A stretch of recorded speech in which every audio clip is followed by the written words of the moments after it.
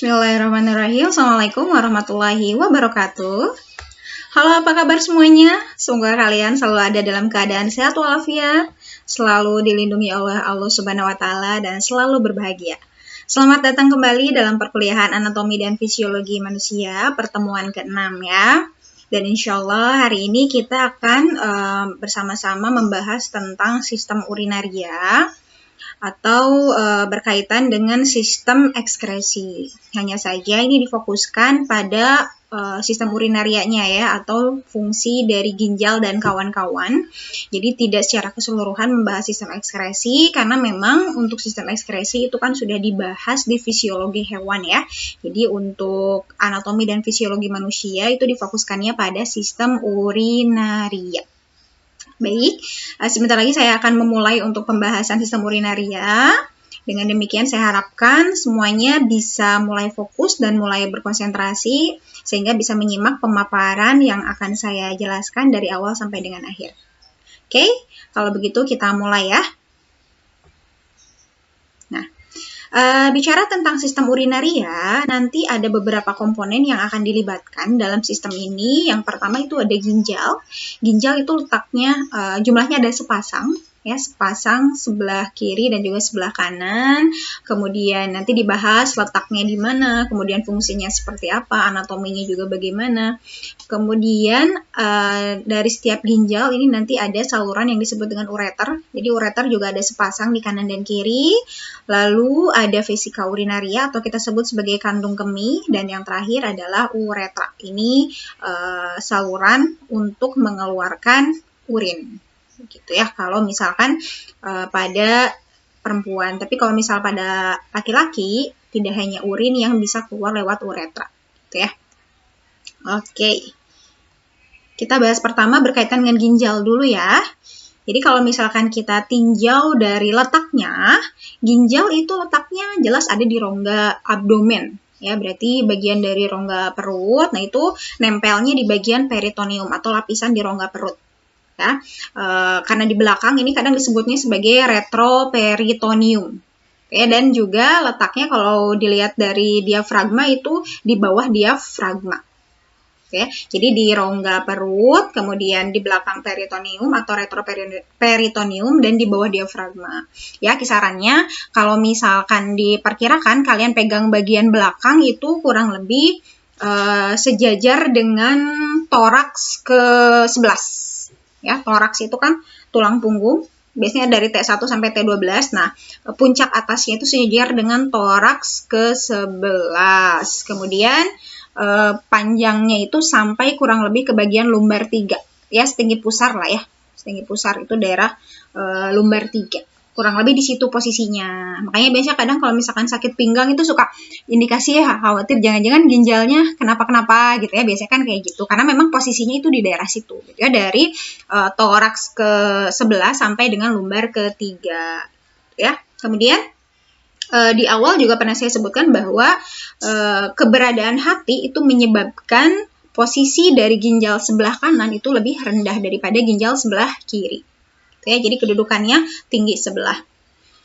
Oke, kemudian kedua ginjal, baik ginjal kanan maupun ginjal kiri itu dilindungi dengan baik gitu ya dari bagian posteriornya itu, bagian atasnya gitu ya, dengan keberadaan kosta dan juga otot-otot kosta. Masih ingat kosta kan ya? Kosta itu berarti tulang iga ya, iga yang di belakang gitu ya. Kemudian dari depannya juga itu ada bantalan, bantalannya itu karena adanya usus. Gitu ya, keberadaan usus yang tebal itu juga turut memberikan bantalan atau perlindungan bagi ginjal. Gitu ya, jadi bagian posteriornya itu karena adanya kosta, sementara yang bagian depannya gitu ya, itu karena adanya usus. Jadi terlindungi posisinya. Oke. Kemudian, nah kalau misalkan kalian perhatikan gitu ya, nanti di bagian atas dari ginjal, nih ya, nih terlihat ini, itu ada kelenjar endokrin yang sering disebutnya kelenjar anak ginjal, ya, atau kita sebut juga epinefrin, ya. Nah, untuk kelenjar anak ginjal tadi, dia bisa apa istilahnya menghasilkan sejenis hormon. gitu ya.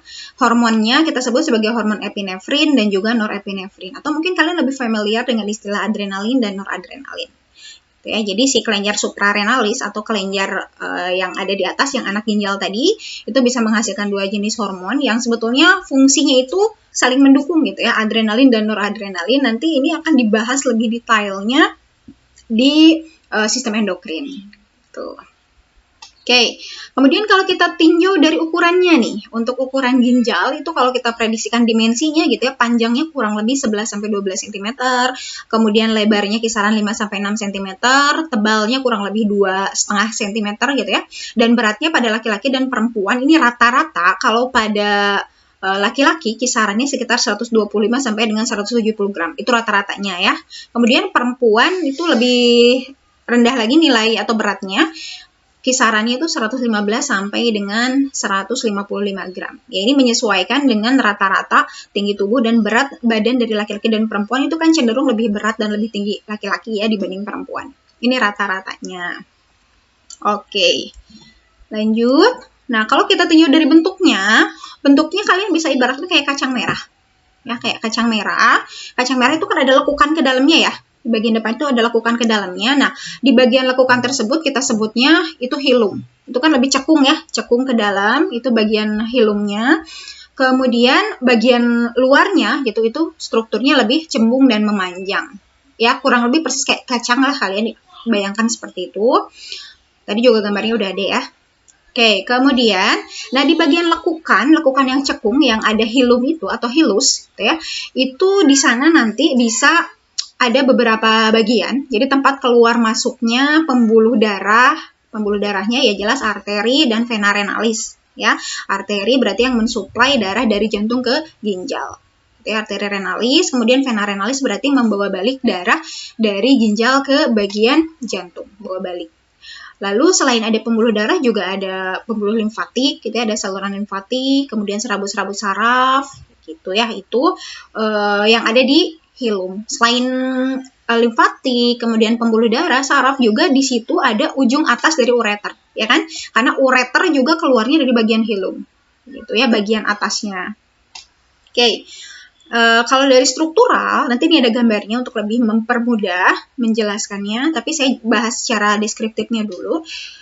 Strukturnya itu ada bagian korteks yang utamanya ya, setelah pembungkus, kan nanti ada pembungkusnya ginjal itu, pembungkusnya pun ada lapisannya juga. Nah, setelah pembungkusnya itu masuk ke bagian korteks. Korteks itu berarti bagian kulit ginjalnya. Ya.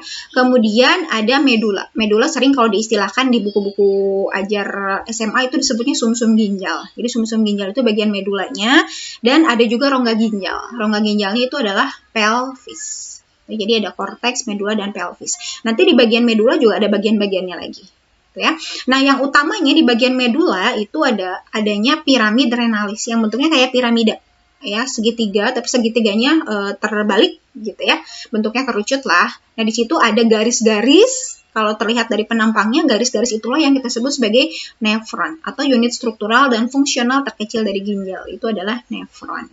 Jadi nanti kedepannya kita bahas tentang nefron. Oke, nah ini tadi, jadi jaringan pembungkus sebelum masuk ke bagian korteks dari ginjal itu ada 3 bagian. Yang pertama ada fascia renalis, ini semuanya jaringan ikat ya.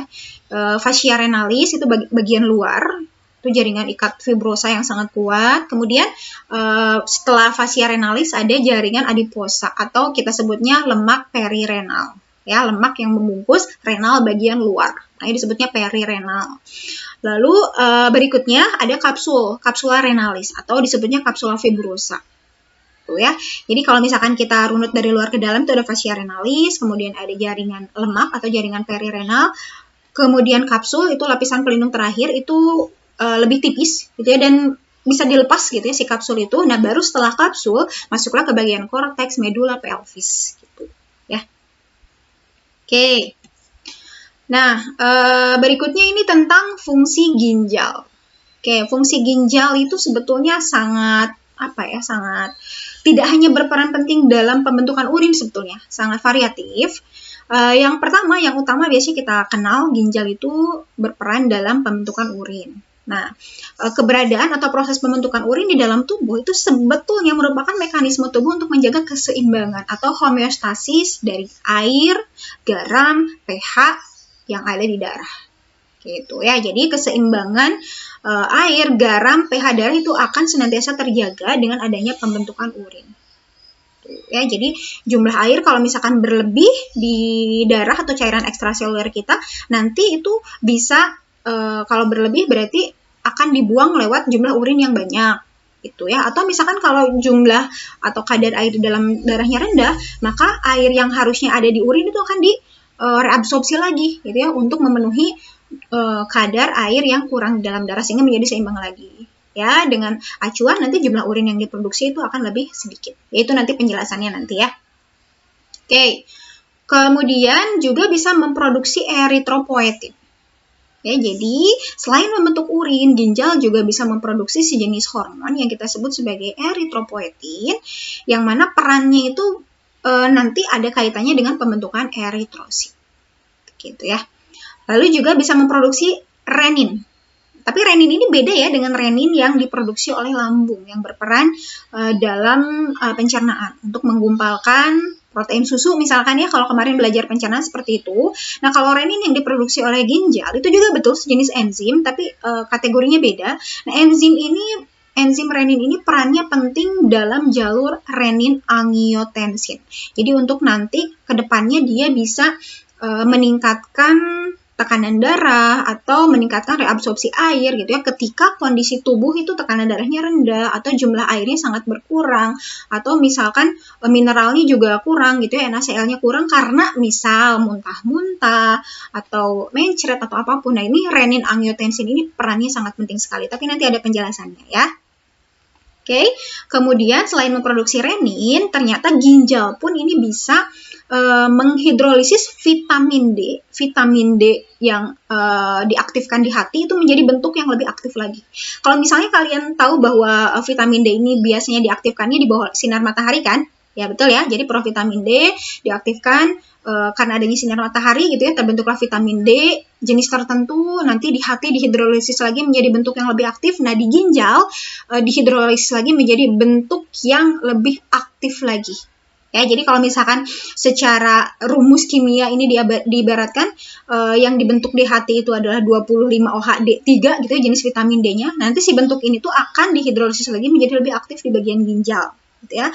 Nah, si vitamin D yang sudah dihidrolisis di ginjal inilah yang nanti akan berperan untuk membantu atau meningkatkan absorpsi kalsium di usus halus ataupun misalkan membantu meningkatkan deposit kalsium dalam tulang. Jadi sebetulnya perjalanannya itu panjang, perjalanannya kompleks untuk sekedar mengaktifkan vitamin D saja gitu ya.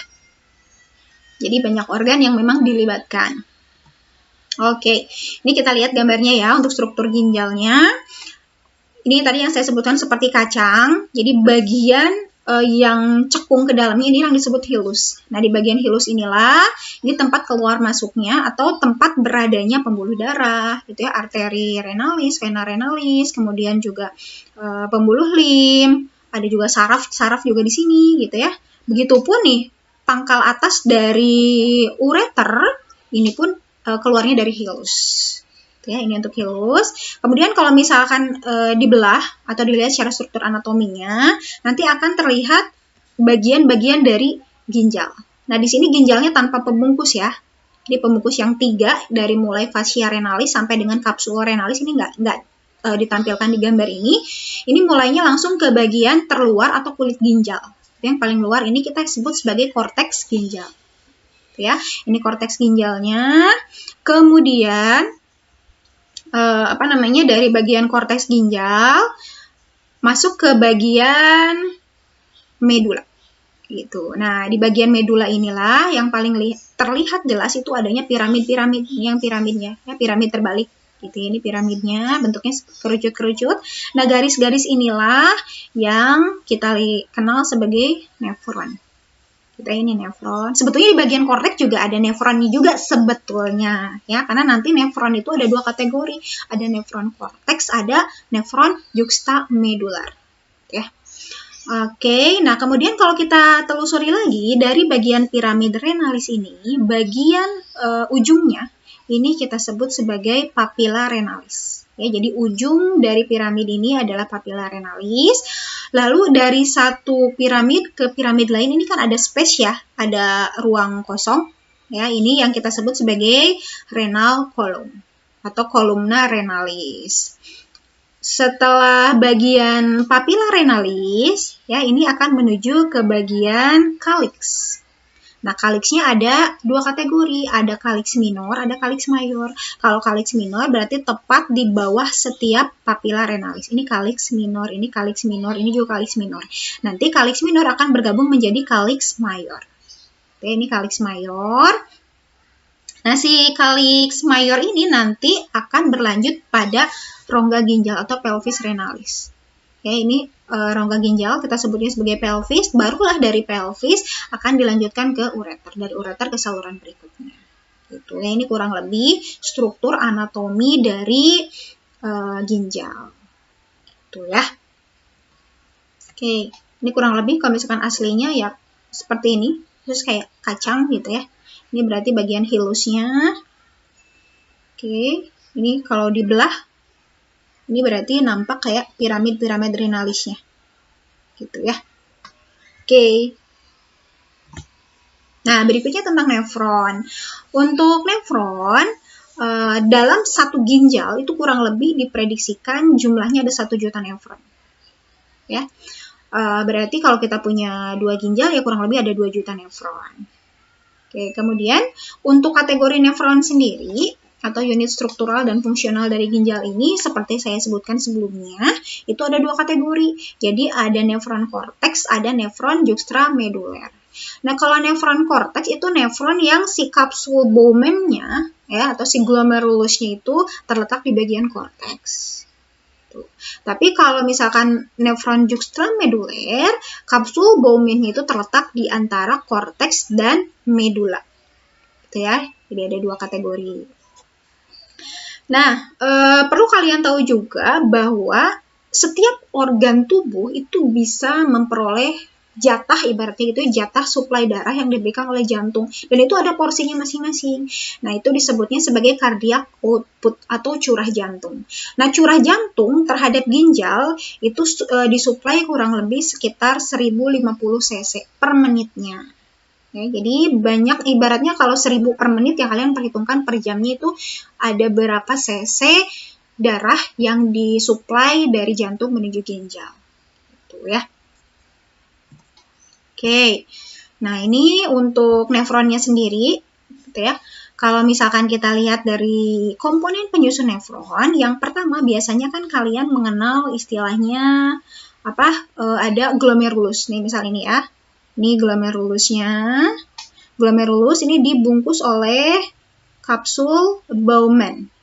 Nah, kapsul Bowman. Nah, si kapsul Bowman sama glomerulus sering sepaketnya kita sebut sebagai badan Malpighi. Ya, dari bagian glomerulus ini nampak dilihat di sini ada arteriol atau cabang dari arteri yang masuk. Ada arteriol afferent sama arteriol efferent. Ya, berarti tadi setelah darah disuplai dari jantung ke bagian ginjal melalui arteri renalis, nanti arteri renalisnya bercabang-cabang lagi menjadi arteriol. Nah, arteriolnya ada arteriol afferent sama arteriol efferent. Ya, daerah sini, lalu masuk ke glomerulus. Dari glomerulus nanti ada proses tertentu gitu ya. Setelah diproses nanti akan dilanjutkan ke saluran berikutnya kita sebut sebagai tubulus contortus proximal atau sering disingkatnya TKP. Ya, TKP, dari TKP ini nanti akan dilanjutkan pada saluran yang berbentuk lengkungan kayak huruf U gitu ya, sering disebutnya sebagai lengkung Henle. Ini lengkung Henle. Kemudian dari lengkung Henle, berikutnya ini lanjut ke tubulus contortus distal, bagian distal atau kita sering nyebutnya TKD. Oke ya. Dari TKD baru dilanjutkan ke tubulus collectivus atau kita sebut sebagai tubulus pengumpul. Oke, jadi kurang lebih ada 4 bagian, ada glomerulus bersamaan dengan kapsul Bowman, kemudian ada tubulus proximal, dari tubulus proximal menuju tubulus distal itu dihubungkan oleh lengkung Henle. Lalu dari tubulus distal ini akan berlanjut ke tubulus collectivus atau tubulus pengumpul. Itu ya.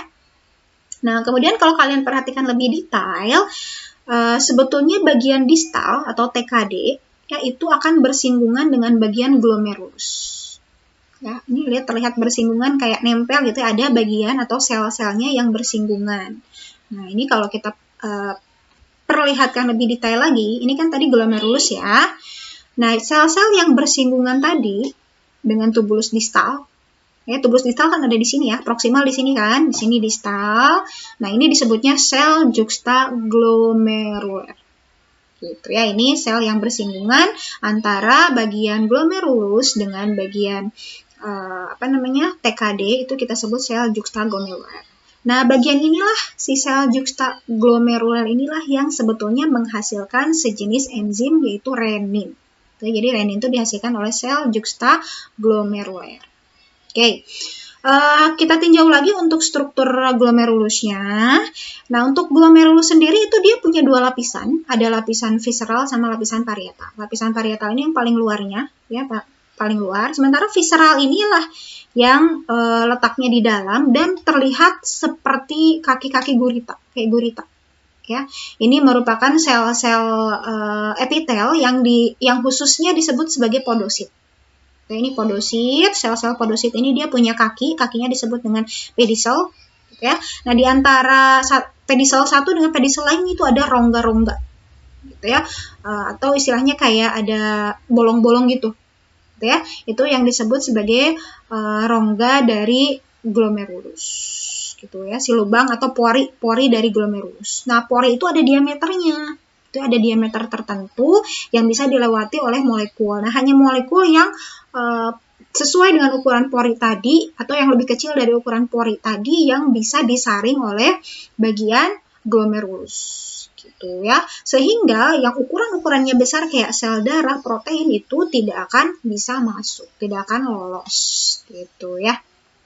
Oke, kemudian nanti hasil dari proses glomerulus itu akan dilanjutkan ke tubulus proksimal sebelah sini.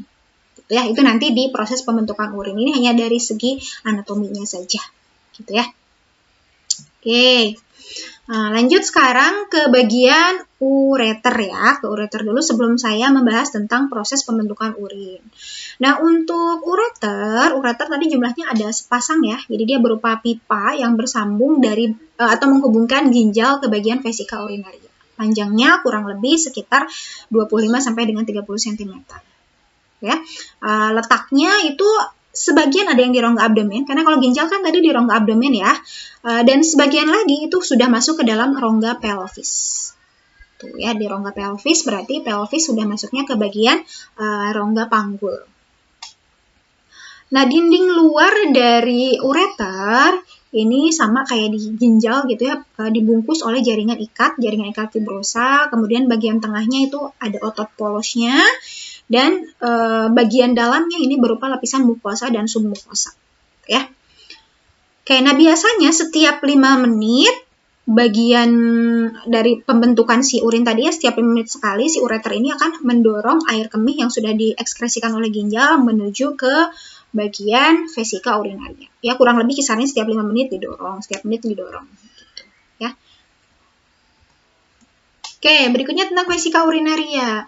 Vesika urinaria atau kantung kemih itu letaknya ada di bagian simfisis pubis. Di belakangnya ya, di belakang simfisis pubis. Simfisis pubis ini kan bagian tulang kemaluan gitu ya, bagian dari panggul atau si tulang pinggul gitu ya, tulang pinggul atau juga disebut sebagai tulang kemaluan tadi saya sebutkan. Di belakangnya gitu ya, makanya kalau misalkan kalian menekan daerah simfisis pubis atau tulang kemaluan itu rasanya kalau ketika vesika urinarianya penuh tuh kayak terstimulasi untuk ingin pipis gitu ya, karena memang letaknya berada di belakang tulang kemaluan atau simfisis pubis. Kemudian bagian atas dari vesika urinaria itu berdekatan dengan usus halus. Lalu bagian bawahnya kalau pada pria ini berdekatan dengan kelenjar prostat. Ya, berdekatan dengan kelenjar prostat. Kalau pada perempuan ini berdekatan dengan dinding vagina bagian anterior. Ya, ingat vagina itu adalah bagian lubangnya ya, bagian lubang saluran reproduksi, dan ternyata posisinya pun itu berdekatan dengan vesika urinaria. Jadi kalau pada perempuan dekat dengan dinding vagina dan dekat juga dengan simfisis pubis gitu. Kayak bentuknya kurang lebih kalau dilihat dari struktural itu kayak kerucut gitu ya, bangun kerucut dan punya otot-otot yang sangat kuat. Lalu si otot itu kan yang nanti bisa meregang gitu ya, meregang kontraksi relaksasi yang berkaitan dengan pengeluaran urin nanti ke depannya. Nah, fungsi dari vesika urinaria ini yaitu untuk menampung urin yang disalurkan dari ureter. Jadi nanti kalau misalkan kantungnya sudah mulai penuh, biasanya sih kisaran sekitar 250 cc atau 200 cc-an gitu ya, itu akan menstimulasi ke saraf ke otak gitu ya, yang nanti akan memerintahkan otot-otot ureter itu untuk relaksasi sehingga terjadilah proses BAK. Itu juga dijelaskan nanti belakangan ya. Oke, berikutnya itu uretra ya. Sekarang uretra. Nah, untuk uretra, dia berupa saluran, ya, saluran yang dimulai dari setelah vesika urinaria tentunya, dan perannya ini untuk mengeluarkan air kemih atau air seni. Namun, kalau pada pria, uretra ini bukan hanya mengeluarkan air seni, gitu ya, tapi pun semen juga keluarnya lewat bagian uretra kalau pada pria. Ya.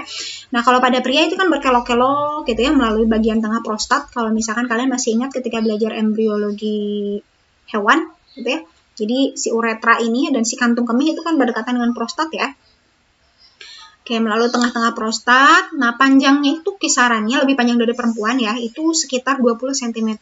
Tapi dibagi-bagi, gitu ya, ada 3 bagian si uretranya dari 20 cm ini. Ada bagian uretra prostatika, berarti uretra yang berdekatan dengan prostat, gitu ya. Kemudian ada uretra membranosa, itu sekitar 2 cm. Kalau yang prostatika tadi sekitar 3 cm. Lalu sisanya itu adalah uretra cavernosa atau uretra spongiosa. Gitu ya. Panjangnya sekitar 15 cm. Jadi kalau di total kurang lebih ada 20 cm. Ya, perannya untuk menyalurkan urin dan juga semen. Karena ini pada pria ya. Tapi kalau pada perempuan itu letaknya ada di belakang simfisis pubis, kemudian agak miring ke sebelah atas. Ya, berdekatan dengan vagina juga, panjangnya kisarannya kurang lebih 3 sampai 4 cm. Nanti muara dari uretra ini bagian atas dari vagina, gitu ya, berdekatan antara klitoris dan vagina. Ya, kalian silakan telisik sendiri gitu ya, uretra itu yang mana. Yang jelas uretra ini tempat saluran pembuangan urin gitu kalau pada perempuan. Gitu ya. Oke. Nah, ini kalau pada pria berarti ya. Kalau pada pria ini adalah kantung kemihnya atau vesika urinarianya. Baru dari vesika urinaria. Oh ya, dari sini aja dulu ya. Ini ginjal, berarti ginjal tadi ada di rongga abdomen ya, di rongga abdomen. Berikutnya ini adalah ureter, sebagiannya ada di rongga abdomen, sebagiannya lagi ini sudah masuk ke bagian rongga pelvis. Nah, baru ini adalah vesika urinaria. Vesika urinarianya dilanjutkan ke bagian uretra. Nah, uretra ini kan memang istilahnya panjang ya kalau pada laki-laki. Tadi disebutkan kisarnya sekitar 20 cm.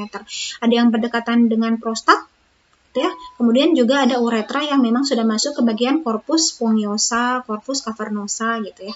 Dan ini adalah ujung terluarnya. Tuh. Lewat saluran inilah semen dan urin pada laki-laki itu akan dikeluarkan. Oke. Nah, ini kalau pada perempuan. Nah, kalau pada perempuan, ini bagian vesika urinarianya. Ya, kalau ginjal sama ureternya sama aja, kurang lebih sama kayak laki-laki. Nah, ini berikutnya yang vesika urinaria itu istilahnya berada di belakang simfisis pubis. Sebenarnya pada laki-laki juga sama ya, berdekatan dengan simfisis pubis juga. Oke. Berikutnya dari vesika urinaria ini lanjut ke bagian uretra. Ya, uretranya cukup pendek ya, kisaran 4 cm gitu ya. Kalau dibandingkan laki-laki kan sekitar 20 cm, itu bisa sampai 5 kali lipatnya, laki-laki itu lebih panjang. Ini uretra ujungnya itu ada di antara klitoris dan juga vagina. Gitu ya. Oke, itu untuk anatomi dari uretra, kemudian vesika urinaria, ureter, ginjal juga secara anatominya sudah dibahas ya. Sekarang kita masuk ke fisiologinya atau bagaimana fungsi dari ginjal atau lebih tepatnya fungsi dari nefron dalam memproses atau membentuk urin. Ya, saya sajikannya dalam bentuk tabel saja biar lebih mudah. Ini mungkin kalau tampilannya kelihatan sedikit tertutup ya, tapi nanti saya jelaskan lagi. Jadi kalau misalkan kita kategorikan berdasarkan prosesnya, pembentukan urin itu ada 3 tahap. Yang pertama ada filtrasi atau penyaringan gitu ya, kemudian ada reabsorpsi, dan juga ada augmentasi atau istilahnya sekresi gitu. Di bagian augmentasi ini nama lainnya adalah sekresi dalam arti pembuangan zat-zat lah ya. Oke, untuk filtrasi ini kan prinsipnya menyaring gitu ya. Menyaring apa? Menyaring, yang disaring itu kan darah sebetulnya ya. Darah tadi masuk dari istilahnya dari cardiac output yang diberikan oleh jantung masuk ke arteri renalis, dari arteri renalis itu nanti bercabang ada arterial efferent, arterial afferent gitu kan ya, tadi secara strukturalnya, kemudian masuklah ke bagian glomerulus. Nah, di glomerulus inilah tempat terjadinya penyaringan darah. Tadi saya sebutkan di awal bahwa glomerulus itu punya lubang-lubang atau punya pori-pori dengan diameter tertentu. Ya, hanya molekul yang diameternya lebih kecil dari lubang tersebutlah yang bisa masuk ke saluran berikutnya. Gitu ya. Untuk komponen-komponen darah yang ukurannya besar seperti protein, sel darah gitu ya, itu tidak akan melalui atau tidak akan bisa lewat ke bagian pori-pori dari glomerulus gitu ya. Nah, dari hasil penyaringan ini dihasilkanlah atau dari filtrasi ini dihasilkanlah produk yang sering disebutnya sebagai urin primer. Jadi urin primer ini sebetulnya persis kayak kandungan darah tapi tidak mengandung protein dan sel darah ya. Jadi secara normalnya itu tidak mengandung protein dan sel darah. Sehingga kalau misalkan di dalam urin primer atau di dalam urin itu ada protein, ada darah, itu menjadi indikasi bahwa kemungkinan ada kelainan atau kerusakan pada bagian glomerulusnya. Gitu ya. Kalau misalkan ada protein dalam urin setelah diuji urin gitu ya, biasanya menggunakan reagen biuret, itu nanti kita sebutnya albumin urea atau adanya protein di dalam urin. Tapi kalau misalkan ada sel darah, itu sebetulnya kelihatan dari warna urinnya. Warna urinnya bisa aja merah, terlihatnya merah gitu ya, atau agak coklat, agak gelap. Itu disebutnya hematuria atau adanya darah di dalam urin. Nah, biasanya penyebabnya itu karena adanya peradangan glomerulus atau kita sebut sebagai glomerulonefritis. Gitu ya. Dia ada peradangan pada bagian glomerulus, memungkinkan terjadinya albumin urea dan hematuria. Oke, kita lanjut ya.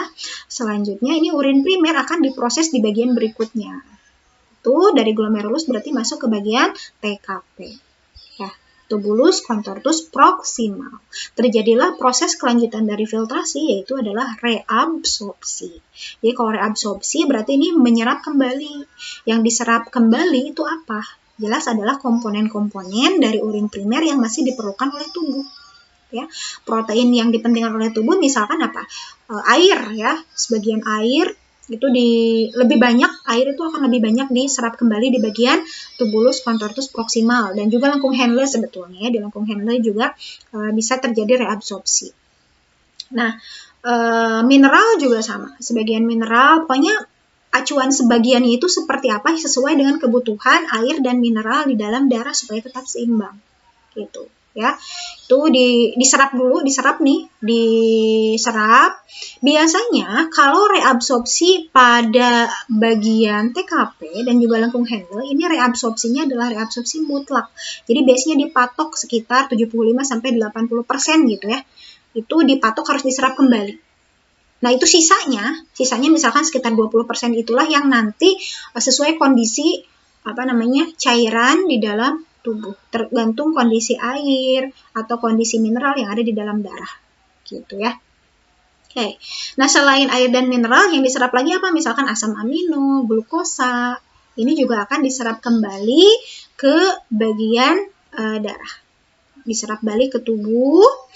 Nah, biasanya untuk bagian apa ya istilahnya tubulus contortus proximal itu dia punya ambang batas tertentu. Misalkan untuk glukosa dia punya batas tertentu, batas maksimum lah ya untuk penyerapan glukosa.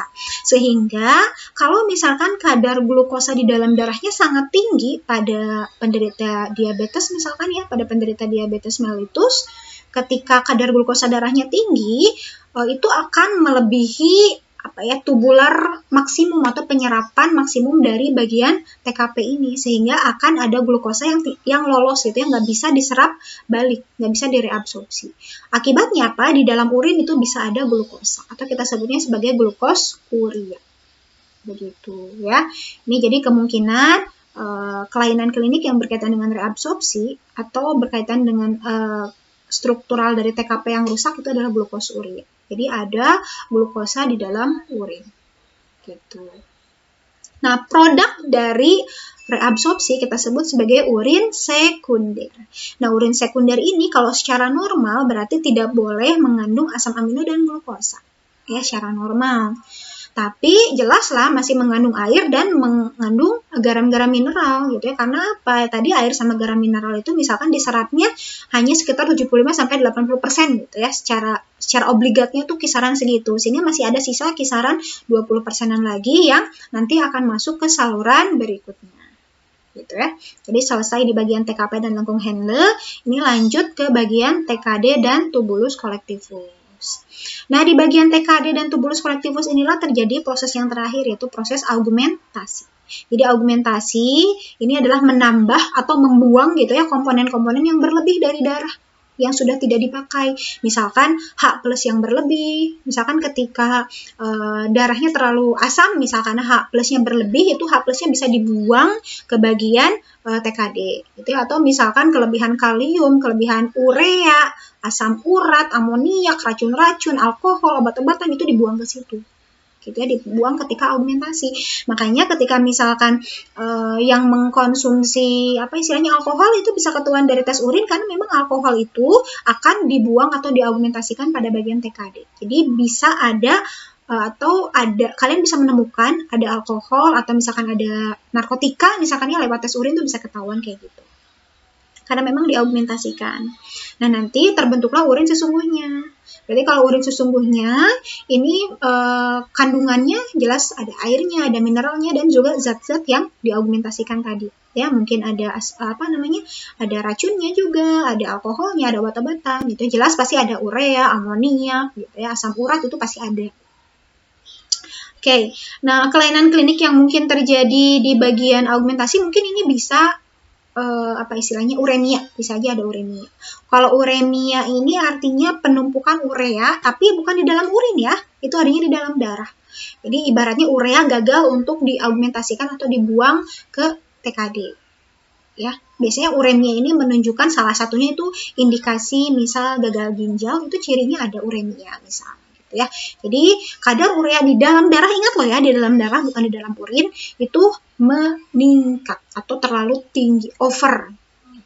Ya. Kalau tadi kan kayak glukosuria, albumin uria, hematuria itu misalkan keberadaan zat tertentu, anggaplah ada glukosa di dalam urin, ada protein di dalam urin, ada darah di dalam urin. Gitu. Tapi kalau uremia, ureanya itu tinggi di dalam darah, ya, bukan di dalam urin.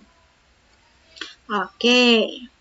Nah, berikutnya nanti akan dibahas berkaitan dengan TKD dan juga TK itu arahnya ke reabsorpsi fakultatif. Jadi reabsorpsi itu ada reabsorpsi air sama mineral itu ada yang sifatnya obligat. Kalau obligat berarti di bagian TKP dan juga lengkung Henle ya. Sementara ada lagi yang fakultatif. Kalau fakultatif itu berlangsungnya di bagian TKD dan juga tubulus collectivus. Jadi kalau fakultatif itu kondisional dan situasional sesuai dengan kebutuhan cairan tubuh. Nanti akan dibahas berikutnya ya. Nah, ini dia untuk reabsorpsi air ya dan juga mineral. Jadi untuk reabsorpsi obligator ini kisarannya sekitar 75% sampai dengan 80%, ini wajib air direabsorpsi kembali di bagian TKP dan juga lengkung Henle. Gitu ya. Sisanya itu misalkan sekitar 25% akan masuk ke bagian TKD dan juga tubulus collectivus. Nah, ini akan disesuaikan dengan tingkat osmolaritas dan kadar air di dalam darah. Nah, kerja dari reabsorpsi fakultatif ini diantaranya dipengaruhi oleh hormon ADH, ya, antidiuretik hormon. Tapi nanti juga ada mekanisme lain yang mempengaruhi terjadinya reabsorpsi fakultatif, ya. Jadi misalkan kerja dari ADH ini anggaplah terjadi ketika kalian bisa membuat prediksi sendiri. ADH ini akan bekerja ketika konsentrasi air di dalam darah itu tinggi atau rendah. Itu kalian bisa memprediksi seperti itu, gitu, ya. Oke. Berkaitan dengan ADH, walaupun ADH ini nanti dibahas lebih detail juga di bagian sistem hormon, tapi saya perkenalkan juga di sini, ya. Jadi ADH ini diproduksi oleh otak kita, gitu ya. Itu bagian hipotalamus dari otak atau bagian dari otak depan. Nah, hipotalamus yang memproduksi, tetapi ADH-nya nanti akan ditampung atau disimpannya di hipofisis posterior. Sehingga ketika ADH minta disekresikan, gitu ya, ADH itu disekresikannya oleh bagian hipofisis posterior. Tapi ingat ya, yang memproduksinya adalah hipotalamus. Bisa dipahami kira-kira ya? Jadi yang memproduksinya adalah otak atau hipotalamus, tapi disimpannya di hipofisis anterior. Nah, ketika minta untuk disekresikan, gitu ya, ada stimulasi yang meminta ADH untuk disekresikan, nanti yang mengeluarkan adalah hipofisis posterior, hipofisis bagian posterior. Nah, fungsi ADH sendiri berkaitan dengan reabsorpsi tadi, dia yang akan menyerap sejumlah air dari TKD, ya, menyerap air dari TKD atau tubulus kolektivus sehingga bisa meningkatkan kadar air dalam darah. Jadi bisa terjawab sekarang, kira-kira ADH ini bekerja ketika kadar air di dalam darah itu tinggi atau rendah? Kira-kira. Coba jawab sendiri, ya. Gimana? Udah dapat jawabannya? Ya.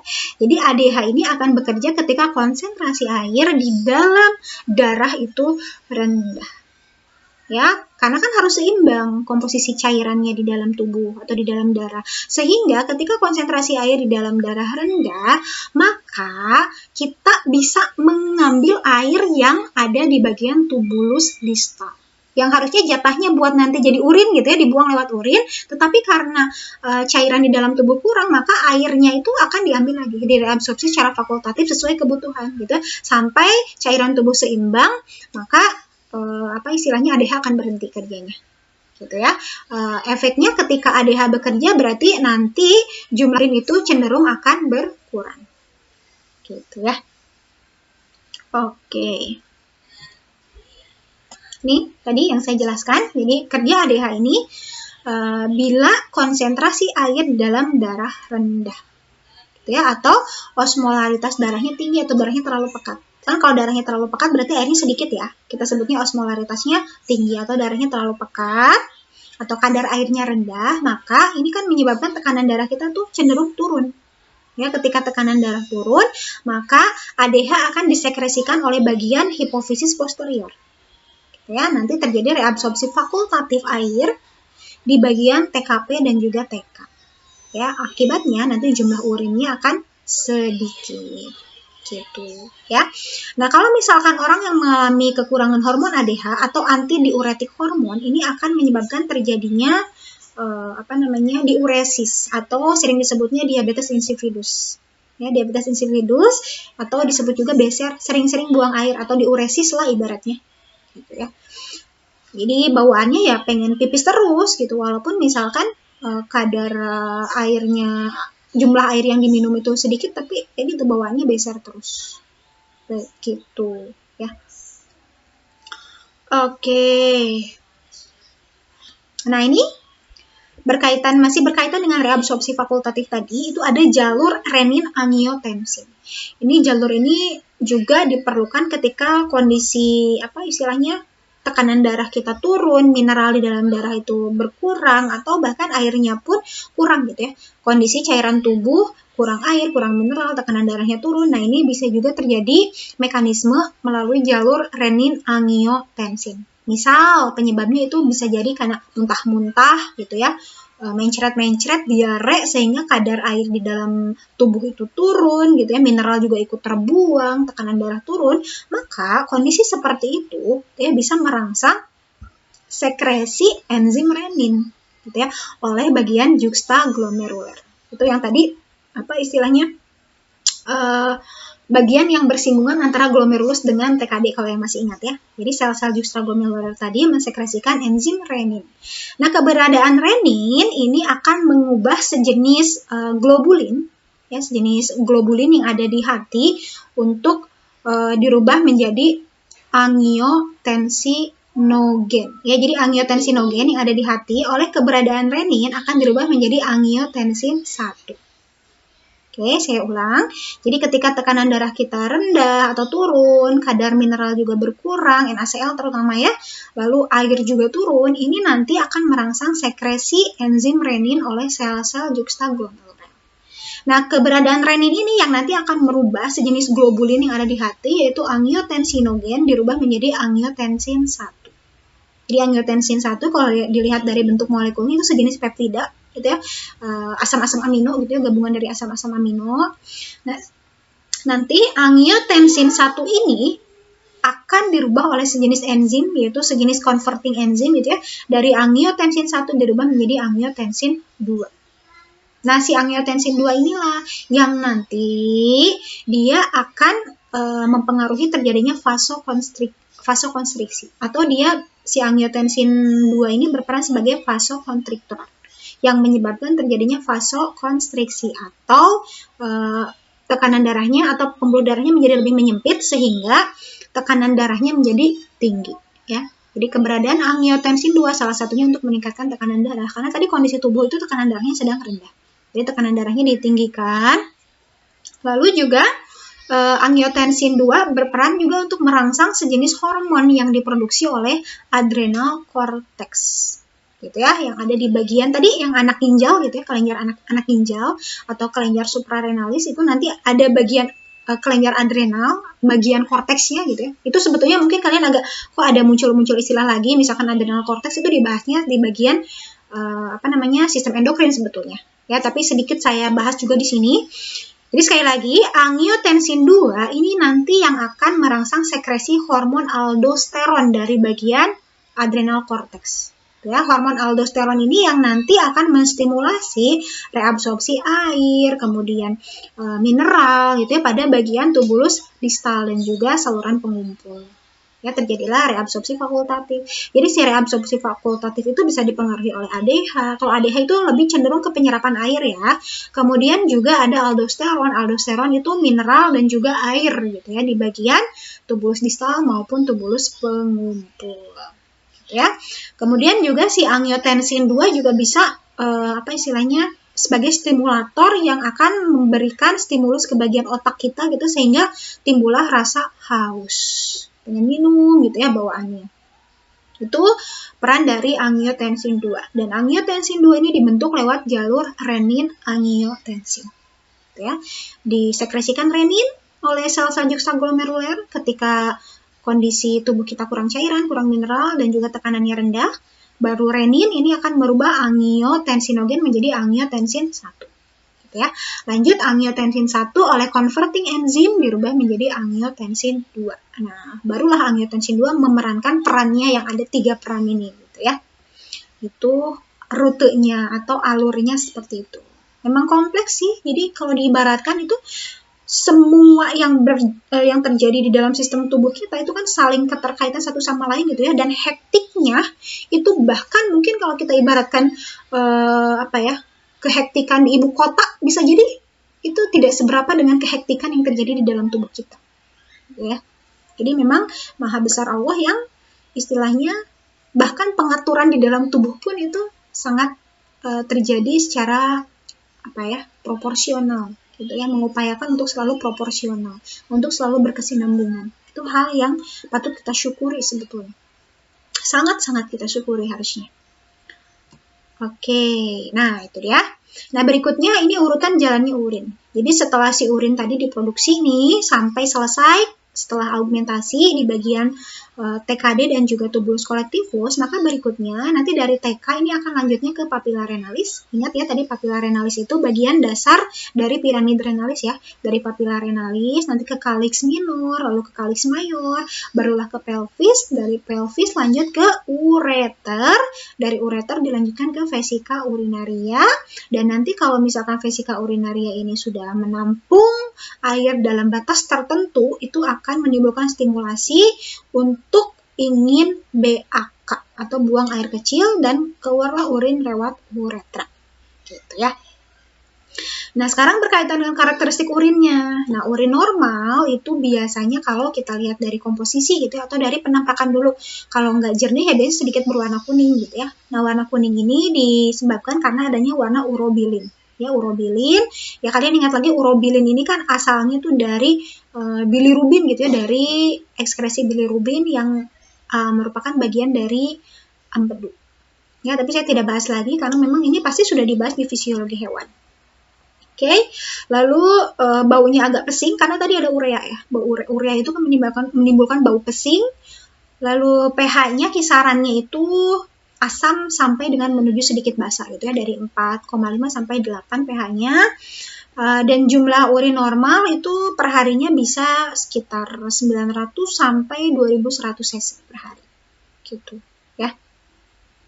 Nah, komposisi dari urinnya itu sendiri gitu ya, air itu memegang peranan paling banyak. Jadi sekitar 95% itu kandungannya adalah air. Gitu ya. Lalu urea itu kisarannya mungkin sekitar 20 sampai 30 gram per hari. Lalu asam urat kurang dari 1 gram itu kisaran sekitar 0,6 gram. Ada juga kreatin. Kreatinin ini sekitar 1 sampai 2 gram dan juga elektrolit gitu ya, NaCl, Ca juga itu bisa ada di dalam urin gitu ya. Oke. Nah, kemudian apa sih faktor yang mempengaruhi jumlah urin gitu ya? Sebetulnya ini bisa langsung diaplikasikan ke dalam kita sendiri, ke dalam tubuh kita sendiri. Kapan kalian ketika istilahnya pipisnya banyak atau misalkan pipisnya sedikit, itu bisa kalian prediksi sendiri. Yang pertama pasti berkaitan dengan kekentalan cairan tubuh atau osmolaritas. Gitu ya. Kalau misalkan osmolaritas darahnya rendah atau encer, tadi kan kalau osmolaritas darah tinggi berarti pekat ya. Artinya kalau encer itu osmolaritas darahnya rendah atau kondisi air di dalam darah itu berlebih misalkan ya, nanti pasti jumlah urinnya banyak. Ya kan? Jumlah urinnya banyak. Lalu kebalikannya, kalau osmolaritas darahnya tinggi atau misalkan pekat, maka jumlah urin itu akan lebih sedikit. Oke, berkaitan juga dengan jumlah air yang diminum atau cairan yang diminum. Semakin banyak air yang diminum, ya nanti urinnya pun akan lebih banyak. Gitu ya. Aktivitas, olahraga misalkan. Kalau misalkan kita banyak beraktivitas, banyak berolahraga, kira-kira urin yang dikeluarkannya banyak atau sedikit? Kira-kira lebih sedikit. Kenapa? Karena kalau kita beraktivitas, cairan itu juga sudah terbuang lewat keringat yang banyak. Ya, cairan sudah dibuang lewat keringat, maka lewat urin itu akan lebih sedikit. Gitu ya. Begitupun pengaruh hormon ADH atau juga pengaruh hormon aldosteron. Ini turut mempengaruhi. Ya, jadi kalau misalkan hormon ADH bekerja atau hormon aldosteron itu bekerja karena satu kondisi tertentu gitu ya, faktor kondisi tertentu, maka urin yang dihasilkan pun akan lebih sedikit. Karena tadi ingat ADH maupun aldosteron perannya untuk menyerap kembali atau reabsorpsi air secara fakultatif di bagian TKD dan juga tubulus kolektivus. Ya. Kemudian yang mempengaruhi juga itu bisa suhu. Jelas ya, biasanya ketika suhu rendah atau suhunya misalkan dingin gitu ya, itu yang terjadi kita biasanya pipis aja gitu ya, atau jumlah urinnya lebih banyak. Kenapa? Karena ketika suhunya rendah gitu ya, ketika suhu tubuh, bukan suhu tubuh sih, maksudnya lingkungan itu dingin gitu ya, atau rendah, itu akan menyebabkan pembuluh darah itu mengalami pengecilan atau konstriksi. Nah, kalau kalian ngelihat di kulit nih, di pembuluh darah yang ada di kulit, kalau misalkan cuacanya lagi dingin, kelihatan kulit kalian pucat, ya kan? Karena si pembuluh darahnya itu mengecil, gitu ya, sehingga kulitnya pucat. Beda halnya kalau kalian udah olahraga nih, udah panas-panasan, si kulitnya kelihatan merah-merah karena si pembuluh darahnya pun memang melebar untuk membuang membuang kalor yang ada di dalam darah gitu ya, lewat keringat sehingga terlihat melebar. Nah, ini kalau misalkan suhunya rendah itu cenderung lebih Menyempit. Menyempit itu tujuannya apa? Untuk menghemat energi atau kalor supaya tidak banyak keluar. Itu untuk dihemat. Ya, sehingga pembuluh darahnya menyempit. Nah, kalau pembuluh darahnya menyempit, otomatis keringat juga sedikit kan? Ya toh, keringatnya sedikit, volume dan tekanan darahnya naik. Karena kan nggak dibuang lewat keringat sehingga kadar air di dalam darah itu tinggi gitu ya, volume airnya masih tinggi. ADH-nya ini akan dihambat ya, nggak akan disekresikan. Buat apa ada sekresi ADH? Toh kadar air di dalam darahnya tinggi gitu ya, sehingga nanti jumlah urin yang akan diproduksi pun atau yang akan dikeluarkan pun itu akan meningkat gitu ya. Kalau suhu darahnya tinggi, kalau suhu lingkungannya tinggi ya kalian prediksikan itu pasti kebalikannya gitu ya. Silahkan rangkai sendiri, buat dengan kata-kata sendiri, buat dengan skema sendiri. Ini hanya beberapa faktor yang mempengaruhi. Adakah lagi? Oke. Ini berikutnya juga bisa karena adanya pengaruh hormon insulin. Gitu ya. Misalkan pada penderita diabetes mellitus. Nah, pada penderita diabetes mellitus, ini salah satunya kan penyebab utamanya itu adalah kadar insulin yang memang rendah. Ya, tapi tergantung diabetes mellitusnya tipe apa gitu ya. Ini misalkan saya ambil contoh diabetes mellitus yang memang disebabkan kadar insulinnya rendah. Kadar insulin rendah ini menyebabkan glukosa dalam darah tidak bisa dipakai oleh sel-sel tubuh. Sehingga kadar glukosa di dalam darahnya tinggi. Ya kan? Ketika konsentrasi gula darah tinggi, maka nanti ketika darah difiltrasi, kemudian glukosanya kan masuk tuh ke tahap berikutnya, di bagian reabsorpsi harusnya si glukosanya bisa diserap kembali di reabsorpsi. Tapi seperti yang saya sebutkan bahwa bagian tubulus proksimal itu punya batas maksimum, punya ambang batas untuk bisa menyerap glukosa. Kalau misalkan kadar glukosa darahnya tinggi, berarti ada glukosa yang nanti akan terdapat di dalam urin gitu ya. Nah, sifat glukosa yang ada di dalam urin ini gitu ya, kadar glukosa yang ada di bagian urin sifatnya ini menarik air. Glukosa itu sifatnya menarik air sehingga biasanya volume urin yang dihasilkan itu lebih banyak. Makanya tidak heran kalau pada penderita diabetes mellitus atau yang penyakit gula itu bawaannya juga sering ingin pipis karena memang poliuria, bisa menyebabkan poliuria. Oke. Kemudian juga stres. Stres pun bisa memacu, misalkan kita lagi tegang, lagi stres, itu bawaannya tuh pengen pipis. Ya kenapa? Karena ketika stres psikis misalkan gitu ya, itu menyebabkan tekanan darah kita tuh menjadi lebih meningkat. Kenapa? Ya kalau dikait-kaitkan itu kan sebetulnya berkaitan dengan hormonal juga gitu ya, berkaitan dengan adrenalin, misalkan yang menyebabkan tekanan darahnya menjadi meningkat. Nah, ketika tekanan darah meningkat, volume darah juga meningkat. Gitu ya, volume darahnya meningkat sehingga urin pun yang dikeluarkan pun itu jauh lebih banyak. Gitu ya. Kemudian alkohol. Nah, ternyata konsumsi alkohol ini bisa merintangi sekresi ADH. Gitu. Ya. Jadi kalau orang yang sudah mengkonsumsi alkohol itu bawaannya pun sama. Pengen pipis banyak atau volume urinnya lebih banyak karena sekresi ADH-nya dihambat. Jadi kalau ADH dihambat itu ibaratnya akan mengurangi reabsorpsi air secara fakultatif. Ya, sehingga volume urin yang dihasilkan pun lebih banyak. Nah, begitupun kopi, misalkan konsumsi kayak kopi itu biasanya menyebabkan beser juga, menyebabkan pengen pipis gitu bawaannya. Karena ternyata kopi ini bisa meningkatkan cardiac output. Jadi kalau misalkan tadi dijatah cardiac output untuk ginjal itu sekitar 1050 cc, maka ketika mengkonsumsi kopi gitu atau misalkan kafein yang dikonsumsi itu bisa meningkatkan curah jantung lebih banyak. Makanya kadang terasa pengen pipis gitu, terasa beser kalau sudah minum kopi. Begitu ya.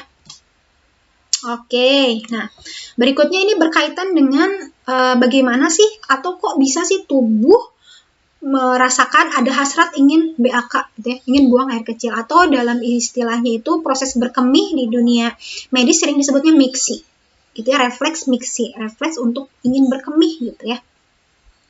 Nah, ini terjadi ketika misalkan kalau kantung urin itu udah penuh gitu atau terjadi distensi vesika urinaria, itu kisaran sekitar 200 sampai 250 cc sebetulnya cukup untuk merangsang otak kita untuk nantinya menyuruh si otot-otot di bagian vesika urinaria ataupun bagian uretra itu untuk bekerja gitu sehingga air seni itu akan dikeluarkan.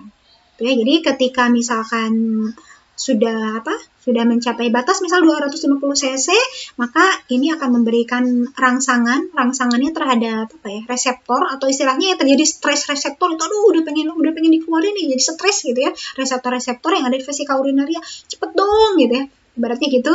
Nah, nanti stres reseptor ini yang akan memberikan refleks kontraksi dinding dari vesika urinaria gitu ya. Jadi karena udah stres ya udah terjadilah kontraksi, terdoronglah si urin dari vesika urinaria ke saluran berikutnya. Saluran berikutnya apa berarti? Itu adalah uretra. Nah, nanti si uretranya itu punya sphincter, jadi ada otot, sama kayak di bagian anus itu ada sphincternya juga. Jadi ada sphincter interna sama sphincter eksterna. Nah, kalau sphincter interna itu karena otot polos ya, jadi dia refleks ketika vesika urinarinya kontraksi, sphincter bagian interna dari uretra itu pun akan ikut relaksasi, bukan kontraksi ya, relaksasi, terbuka. Jadi yang kontraksi itu vesika urinarianya, sementara sphincternya relaksasi. Relaksasi berarti membuka jalan kan, membuka jalan. Nah, yang bagian sphincter internanya itu secara otomatis sudah relaksasi. Tapi kita masih bisa mengondisikan, walaupun udah kebelet gitu ya, kita masih bisa mengontrol untuk nggak pipis sembarangan. Kenapa? Karena masih ada sphincter vesika eksterna yang itu berupa otot lurik yang masih bisa kita kendalikan gitu ya. Sehingga kalau misalkan istilahnya sudah tempatnya udah pas gitu ya, baru kita secara sadar itu akan melakukan mixing atau melakukan buang air kecil, berkemih gitu ya, mengeluarkan urin gitu ya. Nah, yang mengontrol relaksasi atau yang menyebabkan relaksasi dari sphincter tadi itu adalah serabut saraf otonom, yaitu saraf parasimpatis ya. Jadi parasimpatis itu perannya untuk mengosongkan urin gitu. Kebalikannya berarti kalau simpatis itu kebalikan dari parasimpatis, tapi itu di bahasannya itu di bagian sistem saraf di next episode gitu ya. Oke. Jadi sekali lagi, inti dari BAK itu kalau vesika urinaria sudah tidak bisa menampung, atau misalkan cukup menampung kisaran 250 cc, itu akan menimbulkan stres reseptor yang ada di istilahnya di dinding-dinding vesika urinaria, sehingga ketika itu vesika urinaria akan kontraksi. Ya, itu pun sesuai instruksi dari otak jelas gitu ya. Terjadilah kontraksi vesika urinarianya, sementara si uretranya gitu ya, uretranya sphincternya itu relaksasi. Kalau sphincter interna sama eksterna sudah relaksasi, maka urin akan keluar. Itu sederhananya seperti itu. Nah, kalau misalkan ada kerusakan saraf, entah itu saraf parasimpatis misalkan ya, saraf parasimpatisnya ada kerusakan, misal itu bisa menyebabkan si sphincter dari uretranya itu nggak bisa relaksasi, nggak bisa ngebuka. Maka terjadilah apa yang disebut dengan inkontinensia urin atau retensio urin. Urinnya ya susah untuk dikeluarkan gitu. Ya, salah satunya itu kalau misalkan ada kerusakan saraf.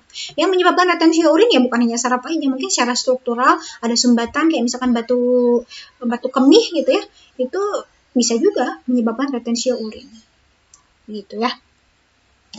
Oke, nah berikutnya ini ke kelainan klinik. Ya, seperti yang sudah kalau sudah bahas kelainan klinik berarti ini sudah puncak atau di akhir dari pemaparan. Tapi saya tidak menjelaskan semua kelainan kliniknya, hanya sebagian-sebagian saja, dan itu pun di awal tadi sudah sedikit dibahas, kayak glomerulonefritis atau peradangan glomerulus. Ini biasanya karena infeksi mikroorganisme tertentu ya, ini nanti bisa menyebabkan gangguan filtrasinya, atau bisa juga ada darah di dalam urin, ada protein dalam urin gitu ya. Kalau poliuria ini berarti ketika jumlah urin yang diproduksinya banyak. Ini mungkin poliuria ini bisa disebabkan karena gangguan sekresi ADH gitu ya, atau juga bisa karena diabetes mellitus ya, atau penyakit gula, itu pun bisa menyebabkan poliuria. Lalu anuria, kalau anuria berarti nggak bisa ngasilin urin. Ya, biasanya ini terjadi kalau ada perdarahan hebat. Misal ada tabrakan gitu ya, yang menyebabkan banyak darah yang keluar, itu ya urin nggak akan bisa diproduksi atau terjadi anuria. Begitupun ada batu ginjal. Misalnya batu ginjal ini biasanya karena pengendapan kalsium atau kalsium urat gitu yang membentuk asam urat yang membentuk kristal-kristal sehingga jadi kayak ngebatu gitu ya. Batunya itu bisa dari kalsium atau asam urat yang ada di ginjal. ya, sehingga terbentuklah batu. Atau misalkan kalsium yang berlebih kok bisa banyak di ginjal, itu sebenarnya multifaktor. Tapi nanti bahasan lebih detail mengenai batu ginjal pun itu akan berkaitan dengan hormon gitu. Ya, jadi kenapa sih kalsiumnya bisa banyak di urin? Ya artinya kalsium di dalam darahnya terlalu tinggi gitu. Kenapa kalsium darah bisa terlalu tinggi gitu? Itu terus ditelusuri gitu ya, kaitannya sama hormonal juga. Tapi itu akan dibahasnya nanti di sistem endokrin. Oke. Selain batu ginjal itu bisa juga albuminuria.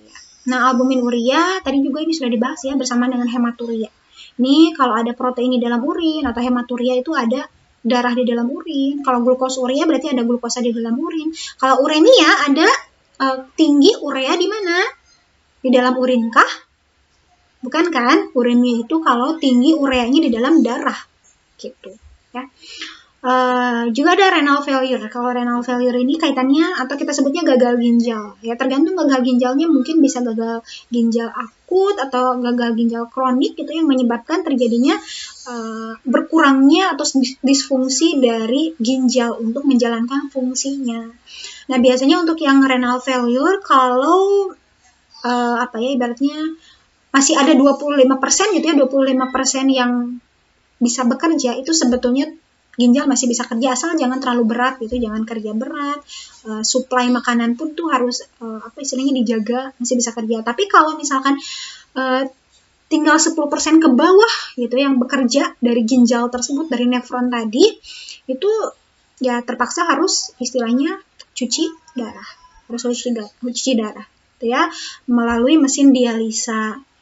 Dikarenakan tadi si ginjal itu ibaratnya kayak mesin cuci ya, mesin cuci darah di dalam tubuh gitu, yang mencuci darah, membersihkan darah dari racun-racun, menyaring dari istilahnya zat-zat yang berlebih itu akan dibuang ke ginjal, buangan dari darah gitu ya. Sekarang ketika ginjalnya misalkan mengalami kerusakan, ya otomatis kita perlu mesin cuci darah yang didatangkan dari luar tubuh. Itu biasanya mesin untuk cuci darah atau mesin dialisa. Jadi darah tubuh kita itu nanti akan disalurkan lewat kayak selang gitu ya, dari selang dicuci di sana, nanti disalurkan lagi ke dalam tubuh. Ya, mekanismenya seperti apa atau kerjanya seperti apa ya kalian bisa observasi sendiri, entah itu dari internet atau tanya-tanya ke orang-orang medis gitu yang lebih tahu. Kalau memang penasaran itu bisa dikaji lebih dalam. Tapi kurang lebih ya kalau mesin dialisa itu ibaratnya ginjal buatan gitu, ginjal buatan dari luar tubuh yang nanti akan membersihkan darah di dalam tubuh kita. Gitu ya. Oke, nah ini kristal kalsium oksalat yang bisa kalian temukan di urin.